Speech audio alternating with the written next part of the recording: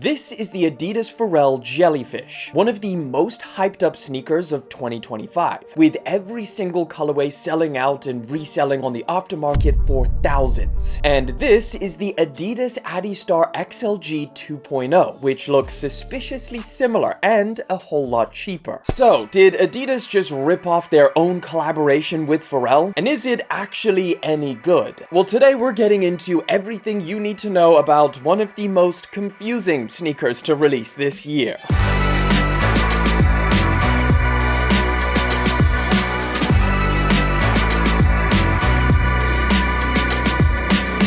Okay, so first thing you need to know is the release information. As of right now, there is no specific release date penciled in. However, mid-November is what we're hearing when the Adidas XLG 2.0 should release. We also do have a ton of official images of a bunch of different colorways that are going to be included with this drop. It's not just going to be this one. And today we're going to be taking a look at some of the cleanest colorways that are going to be included in that upcoming drop. We got the murdered out triple black pair, the concrete gray colorway, and of course what's getting most of the attention, this Volt orange pair with white and black accent colors. Now, retail price for this model is supposed to be anywhere between $140 and $150, which is pretty crazy. That is literally half the price of the Adidas Jellyfish, if you can get those for retail, which hardly anybody can. Now, of course, in this video, I'm going to be comparing these to the Jellyfish quite often. I think that's what a lot of people are going to do. That's a big part of why these things are going to be so popular. But I do also think that it's important to note these are called 2.0s for a reason. And that's because this is the Adidas Adistar XLG 1.0, which not too many people actually know about, which is understandable because it was a China exclusive. I believe they only recently started rolling this out globally, so there's a few more different regions that also have these available. But essentially, if you looked at these two shoes and you didn't know that the Jellyfish existed, you would think that the 2.0s are kind of just a natural next version of the 1.0s. They share the exact same midsole, and a lot of the details on the upper and generally the entire shoe is very, very similar. So it's kind of hard to know exactly what came after the 1.0s. Did they make these things and then start working on the Jellyfish shoe with Pharrell, and then decide to go with that design inspiration in order to create something a little bit more affordable and accessible? Or did they make the 2.0s next and then hold off on releasing it so it wouldn't cannibalize the sales of the Jellyfish? Either way, it's crazy to think how much timing can be involved in a pair of shoes release and how important that would be. Regardless,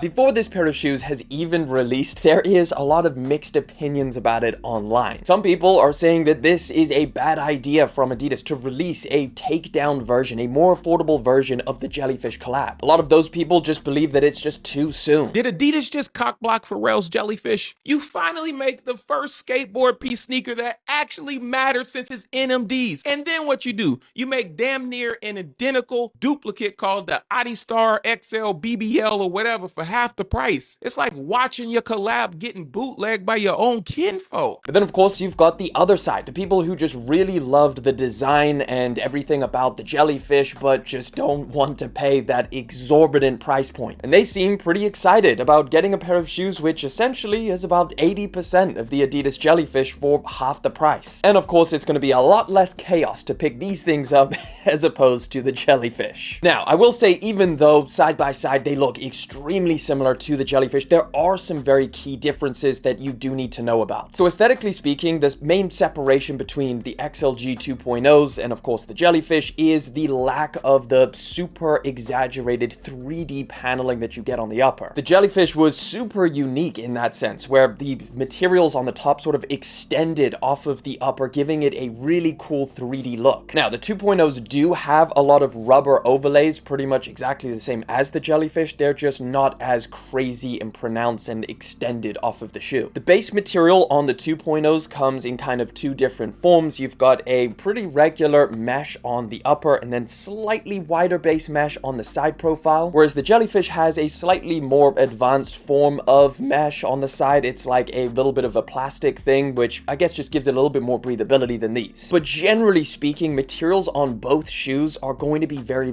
similar. It's all synthetic. It's not like we're comparing a leather shoe and a fake leather shoe. Like, this is all synthetic stuff. It's going to be very similar. Now, the midsole, there is some more differences. It's very hard to tell just through images. They do look almost identical, but the same thing goes for the midsole. The Jellyfish has some more pronounced lines and it kind of extends a little bit more, but in terms of those lines, they are practically all the same. It's just a little bit more detailed on the Jellyfish. Now, as far as actual material goes, it's identical there too. You're getting adiprene cushioning, which is kind of mid in terms of soft and squishiness. We'll go over comfort, sizing, and all of that goodness in a second. Both shoes come with a torsion system underneath, which essentially is just a plastic section right in the center just to stop any unwanted torsional movement. The outsole is also identical, made of the exact same material as well, which is called Adiwear. Haven't really seen or heard about that, but it's a rubber outsole traction pattern that is going to be just fine for walking around every day. I will say the 2.0s do feel a little bit cheaper, especially around the ankle area in terms of padding. Not that these don't have a decent amount of padding, it's still going to be perfectly fine, but the Jellyfish did have a decent amount, which you could really feel on foot. Speaking of, let's talk about how these 2.0s actually feel on foot in terms of comfortability. The short answer is very similar to the Jellyfish. It's going to be very hard to kind of tell the difference. It's super comfortable, nice and wide, so it feels very stable when you're walking around. And to kind of give you a baseline comparison, something that you can kind of get an idea of, these do feel very similar to most retro runners on the market. So it's not like you're getting some insane level of squish and comfort in the midsole. It's just kind of just squishy enough so you can wear them all day and feel super comfortable. The reality is the Jellyfish and the 2.0s are very similar. Again, you're getting about 80 to 85% of the Adidas Jellyfish with this XLG 2.0. And that's for the design and the way that they feel on foot. Now, to be completely honest, I do prefer the look of the Adidas Jellyfish. Like, that was such a unique looking pair of shoes that really stood out from the rest of any brand's lineup. But taking price into account, even if I could get the Jellyfish for that $300 retail price,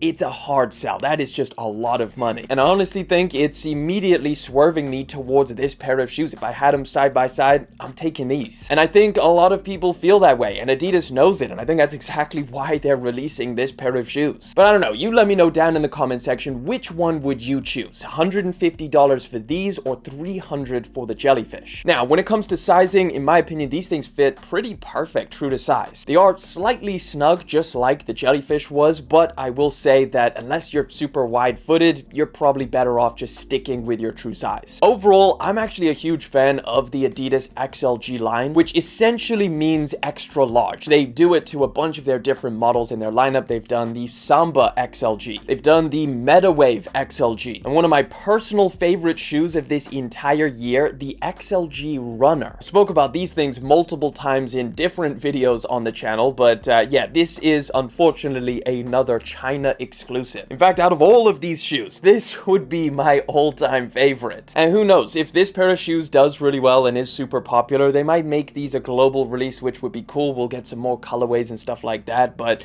yeah, this is a great creation from Adidas. I do really like the chunky runner aesthetic on foot. I think it looks great with so many different outfits, baggier pants, cargo pants, and even shorts. Like, these things are gonna look so good with so many different styling options. And I think having that style versatility mixed in with the everyday comfort of a retro runner is just such a winning combination in my opinion. But I guess the ultimate question is, what do you guys think about the Adidas Adistar XLG 2.0? Do you think it's a good idea for Adidas to release an affordable takedown version of the Jellyfish so soon after the release? Or hey, do you think the Jellyfish should have stayed that super unique design that only a select few could actually get? Drop your thoughts in the comment section, and like always, I'm gonna chuck another video in the top left hand corner. Check it out.